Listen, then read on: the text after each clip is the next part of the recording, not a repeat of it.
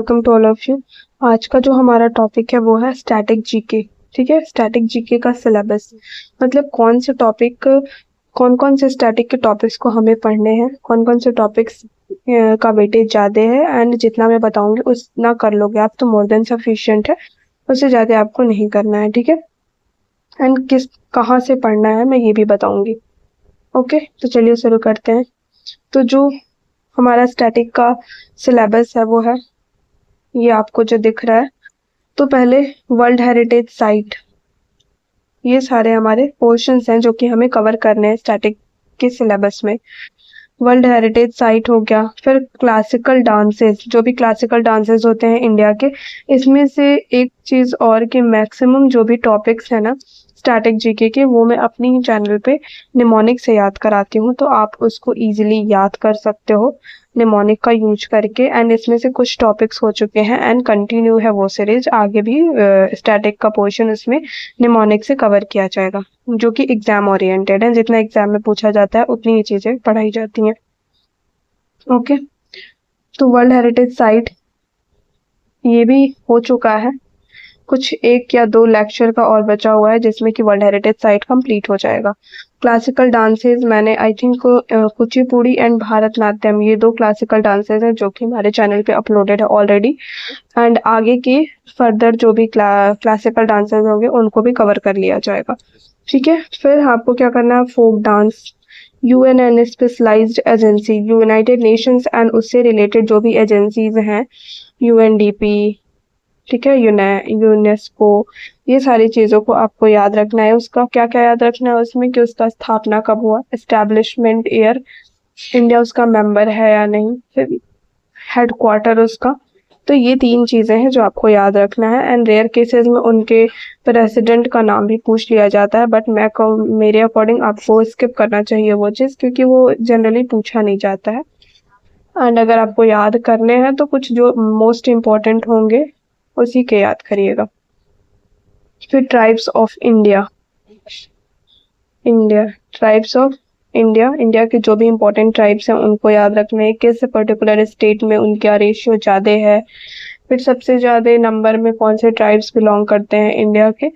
तो थोड़ा बहुत हमारा सेंसस जो है 2011 का, उसके अकॉर्डिंग लेकर के चीज़ें याद रखनी है। ठीक है, अगर हम इस ट्राइब्स के बारे में पढ़ते हैं तो उसमें थोड़ा सा सेंसस में जा कर के आप देख लीजिएगा कि जो 2011 का सेंसस है उसमें भी कुछ हमारे डेटा प्रोवाइड किए गए हैं रिगार्डिंग ट्राइब्स की, किस स्टेट में कौन सी ट्राइब्स ज़्यादा है, उनका पॉपुलेशन किस स्टेट में या यूनियन टेरिटरी में एक्स्ट्रा ज़्यादा है, किस में कम है, किस में बिल्कुल नहीं है। ठीक है, तो ये सारी चीज़ें हम 2011 के सेंसस से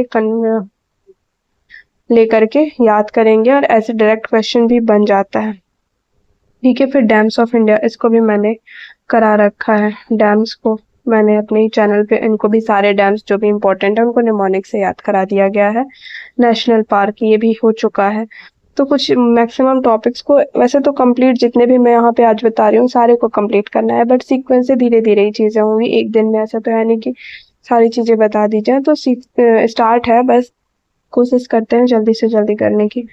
फिर बायोस्फीयर रिजर्व, कौन इसमें मेनली डैम्स हो गया, नेशनल पार्क, बायोस्फीयर रिजर्व, इसमें ऐसे ही क्वेश्चंस बनते हैं कि कौन सा ये डैम है किस स्टेट से। जैसे डैम में हो गया तो वो उस वीडियो में मैंने बता दिया है वैसे डिटेल में, फिर भी मोटा मोटी यहाँ मैं बताती हूँ। तो डैम्स में पूछा जा सकता है दो तीन चीज़ें, किस रिवर पे बना हुआ है, किस स्टेट में है। ठीक है, एंड उससे रिलेटेड लॉन्गेस्ट, हाईएस्ट, ये सारी चीज़ें पूछी जाएंगी। नेशनल पार्क में सबसे बड़ा, सबसे छोटा नेशनल पार्क, सबसे पहला नेशनल पार्क कौन सा है, 1936 का। फोन पे क्या बोला, हेलो बोला मैंने, ऐसे याद रखा था ना। तो हैनले नेशनल पार्क, जिसको भी अब क्या बोलते हैं, जिम कॉर्बेट नेशनल पार्क, जो कहाँ पे है, उत्तराखंड में है। ठीक है, तो ये फर्स्ट हमारा नेशनल पार्क है। फिर biosphere reserve, books and authors, दो टाइप में ये पूछे जाते हैं। एक तो होता है रीसेंट के, तो रीसेंट से ज़्यादा ना जो पास्ट में जो हमारे, जब आप हिस्ट्री पढ़ोगे ना उसमें आपको बहुत सारे बुक्स एंड ऑथर्स मिलेंगे। स्टैटिक से रिलेटेड, या फिर किसी भी स्पोर्ट्स पर्सन है उसकी बायोग्राफी हो गई, ऑटोबायोग्राफी हो गई, उससे रिगार्डिंग क्वेश्चन पूछ लिया जाता है उसके लिए कि पर्टिकुलर जो बुक है वो किसने लिखा है, या फिर अभी न्यूली जो रिलीज होता है और उसका थोड़ा सा पॉपुलैरिटी जो होता है वो ज़्यादा होता है, तो ऐसे क्वेश्चंस भी पूछे जाते हैं। वैसे आप एक बार इसको देख लीजिएगा, बट ज़्यादा फोकस आप इस पे करिएगा। ओके, फिर स्पोर्ट्स में क्या देखना है, कप्स एंड ट्रॉफीज, तो ये तो हमारे करंट का हो गया। बट स्पोर्ट्स में भी होता है ना कि जैसे विंबलडन हो गया, तो उसके हिस्ट्री के बारे में कि पहला कौन सा था, सबसे पहले कौन सा स्टार्ट हुआ, किस ईयर में स्टार्ट हुआ। तो ये स्पोर्ट्स में भी हमें स्टैटिक का पोर्शन देखना है जो कि ऑलरेडी हो चुका है, फिक्स है। ओलंपिक में कब स्टार्ट हुआ, ओलंपिक पारालंपिक कब स्टार्ट हुआ, इंडिया ने कब, एशियन गेम्स कब स्टार्ट हुआ, इंडिया ने कब उसको होस्ट किया, ठीक है, इंडिया ने कितने टाइम पार्टिसिपेट किया, इंडिया कब जीता। तो ये सारी चीजें हमारे स्पोर्ट्स में आ जाएंगी और उनसे रिलेटेड आपको स्टैटिक याद रखने हैं, ठीक है। एंड जो अभी करंट में चल रहा है वो तो हमारा करंट अफेयर में आ जाएगा। एंड उससे रिलेटेड करंट अफेयर के जो भी इम्पोर्टेंट टॉपिक्स है ना, उसका भी मैं उससे रिलेटेड भी मैं लेक्चर ला चुकी हूँ, आप देख लीजिएगा वहां जा करके। फिर वर्ल्ड में फर्स्ट, वो आप कोशिश करिएगा कि रिसेंट में, आप जब करंट अफेयर की बुक पढ़िएगा ना, करंट अफेयर्स की बुक में एक साइड में दिया होता है कि रिसेंट में जो भी वर्ल्ड में, जैसे सबसे पहले एक किसी पर्टिकुलर कंट्री में फर्स्ट वुमेन हुई, या फिर ऐसे जगह से बिलोंग करती हूँ जहाँ पे वुमेन को इतनी फ्रीडम नहीं है कि अपना आगे तक बढ़ सके, या फिर किस अभी प्रीवियस हिस्ट्री से लेकर के अभी तक जो भी चीज़ें अभी तक नहीं हुई, जैसे तो वो सारी चीज़ें ध्यान देनी है। जैसे फर्स्ट हमारी प्रेसिडेंट कौन थी, तो ऐसे। फिर अवार्ड्स, अवार्ड्स में भी यही है, ज्ञानपीठ अवार्ड जो था वो कब स्टार्ट हुआ, फिर द्रोणाचार्य अवार्ड कब स्टार्ट हुआ, आपदा प्रबंधन पुरस्कार कब स्टार्ट हुआ, पहले किसको मिला, ज्ञानपीठ किसको मिला, नोबेल सबसे पहले किसको मिला। मोस्ट इम्पोर्टेंट इसमें नोबेल ही है। नोबेल में केवल हमें क्या याद रखना है, ये नहीं याद रखना है कि किस ईयर में किसको मिला। नोबेल में इंडिया ने सबसे फर्स्ट टाइम किसी, जैसे इकोनॉमिक्स हो गया तो इकोनॉमिक्स में फर्स्ट इंडियन का नाम आपको याद रखना है, ईयर आपको याद रखना है। तो अवार्ड्स में भी जैसे हो गया मेजर ध्यानचंद अवार्ड जो है, अर्जुना अवार्ड जो है, द्रोणाचार्य जो अवार्ड है, वो सारी चीजें किस फर्स्ट टाइम कब इम्प्लीमेंट की गई, इस्टेब्लिश कब हुआ, फर्स्ट टाइम किसको मिला। ओके, तो ये सारी चीजें भी, थोड़ा सा इकोलॉजी से भी रिलेटेड कुछ कुछ अवार्ड्स मिलते हैं, उनको भी आपको ध्यान में रखना है। फिर temples of India, direct question बनता है, ये पर्टिकुलर टेम्पल किस जगह का है, किस स्टेट से बिलोंग करता है। एंड स्टेट के अलावा एक क्वेश्चन और भी पूछ लेता है, किस डायनेस्टी ने इस पर्टिकुलर स्टेट को, ये टेम्पल को बनवाया था, ठीक है। तो डायनेस्टी भी देख लीजिएगा, अगर साउथ की टेम्पल होंगी तो साउथ से ही रिगार्डिंग, साउथ के ही टेम्पल्स से रिलेटेड हमें डायनेस्टी पूछ ली जाती है। ओके, फिर है वाटरफॉल, वाटरफॉल्स ऑफ इंडिया में क्या करना है, टॉप 10 वाटरफॉल्स तो पहले याद रख लेना है, या फिर टॉप 5 तो याद ही रखना है। सीक्वेंस भी दे सकता है कि सबसे बड़े से छोटे में अरेंज करें, छोटे से बड़े में अरेंज करें। एंड वन मोर थिंग कि आपको इसमें वाटरफॉल में क्या याद रखना है कि किस रिवर के द्वारा ये वाटरफॉल बनाया जाता है, किस स्टेट से बिलोंग करता है, ठीक है। 2 चीजें इसमें याद रखना है, उसका नाम तो पता ही होगा, तो ये चीजें आपको वाटरफॉल में याद रखनी है। एंड किस स्टेट वाइज भी वाटरफॉल आपको याद रखना है।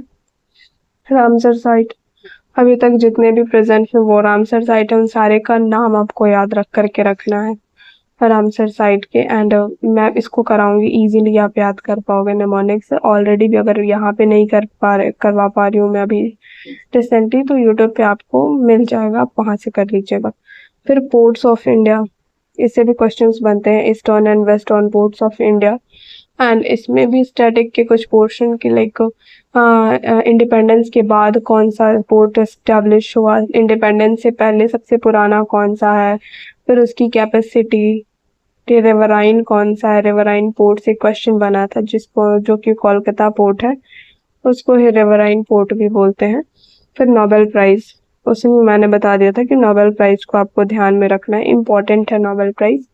ये तो याद ही रखना है वर्ड पहली बार किसको मिला, उससे भी अभी रिसेंट का तो आप याद ही रखोगे 2026 में किसको मिला। ओके, बस हम यहाँ स्टैटिक का देख रहे हैं, तो स्टैटिक में आपको क्या देखना है कि इंडिया में फर्स्ट टाइम इकोनॉमिक्स का, पीस का, ठीक है, मेडिसिन का, फिजिक्स का, ये सारे के एरिया में फर्स्ट इंडियन को याद रखना है। ठीक है, और किस ईयर में मिला ये भी आपको याद रखना है। इंस्ट्रूमेंट एंड इट्स प्लेयर में ये निमोनिक से करवा दी हूँ, आप वहां से देख करके इसको याद कर लीजिएगा। लेक्स ऑफ इंडिया, ये next topic world heritage site हो जाएगा ना, तो वर्ल्ड हेरिटेज साइट के बाद लेक्स ऑफ इंडिया ही हमारा नेक्स्ट स्टैटिक का टॉपिक होगा, जिनको हम कवर करेंगे। फिर passes of India, important passes जो भी हैं इंडिया के, उसको याद रखना है। पासेस में भी 2-3 टाइप्स के क्वेश्चन बनते हैं कि बट पहले तो ये नॉर्मली पूछ लिया जाता था कि ये पर्टिकुलर जो पास है वो किस स्टेट में है, बट अब एक नया क्वेश्चन बनने लगा है कि ये जो पर्टिकुलर पास है वो किन दो जगहों को, किन दो एरिया को कनेक्ट करते हैं। तो आपको ये भी चीज़ याद रखना है कि पास जो है वो तो ठीक है, उसका नाम याद कर लिया, उसका किस जगह से बिलोंग करता है ये याद कर लिया, बट किन जो 2 जगह को वो जोड़ता है ये भी आपको याद रखना है। ठीक है, फिर 5 ईयर प्लान, ये इम्पोर्टेंट है, मोस्ट इम्पोर्टेंट है, ये आपको याद रखना है। एंड फर्स्ट फाइव जो 5 ईयर प्लान होंगे ना, उनका जो ग्रोथ रेट है उसको भी आपको याद रखना है कि कितना ग्रोथ रेट हुआ। ओके, फिर आ जाते हैं पीएम एंड प्रेसिडेंट। इसमें डायरेक्ट कभी कभी क्वेश्चन पूछ लेता है कि ये सीक्वेंस में अरेंज करिए किसके बाद कौन आया, तो आप अगर ऐसे याद किए रहोगे तो इजीली आप अरेंज कर पाओगे। एंड आपको और क्या याद कर लेने हैं, हाइड्रो पावर प्रोजेक्ट याद कर लेने हैं, इससे भी क्वेश्चंस बनते हैं। एंड वन मोर थिंग, क्या है वो,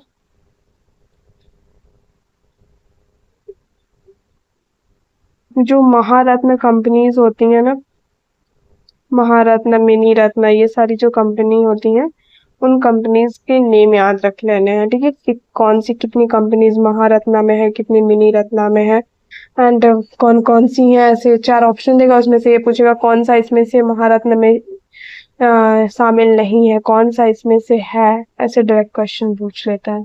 ठीक है, तो अगर आप स्टैटिक के इतने टॉपिक्स को कवर कर लेते हो ना, तो उससे ज़्यादा क्वेश्चंस नहीं बनते हैं। बस ये है कि जहाँ से भी जो भी आप सोर्स को फॉलो कर रहे हो एकदम सॉलिड होना चाहिए। कंप्लीट तो कोई भी नहीं करा सकता है, बट एटलीस्ट 80% क्वेश्चन तो उससे बने, 80% क्वेश्चन उससे बनने चाहिए। ऐसे सोर्सेज को आप लीजिए, एंड आप उसका एनालिसिस कैसे कर पाओगे कि जो आपके पास सोर्स है वो अच्छा है। प्रीवियस ईयर उठा लीजिए, प्रीवियस ईयर अब तो बुक्स आ गई हैं, आपको टेलीग्राम पे किसी पे कहीं पे भी अवेलेबल हो जाएगा, से टॉपिक वाइज जो हमारा होता है क्वेश्चंस वो मिल जाएंगे कि स्टैटिक का कौन सा है, करंट का कौन सा है, तो आप वहां से इजीली अपना कंटेंट चेक कर सकते हो कि जहाँ से आप पढ़ रहे हो वहां से प्रीवियस ईयर में क्वेश्चंस बने हैं कि नहीं बने हैं। अगर एक भी क्वेश्चन प्रीवियस ईयर में नहीं बने हैं तो क्या गारंटी है कि आने वाले टाइम में क्वेश्चंस बनेंगे, नहीं बनेंगे। तो ऐसे देखने की जो सोर्स आप फॉलो कर रहे हो वो प्रीवियस ईयर क्वेश्चंस, उससे एटलीस्ट कुछ क्वेश्चंस आ रहे हैं, मान लो 10 क्वेश्चंस आ रहे हैं, तो एटलीस्ट 5-6 तो क्वेश्चंस बनने चाहिए। 5 से 6 क्वेश्चन अगर आपके सोर्स से मिल रहे हैं, मैच कर जा रहा है, देन वेल एंड गुड, आपका जो सोर्स है वो सॉलिड है।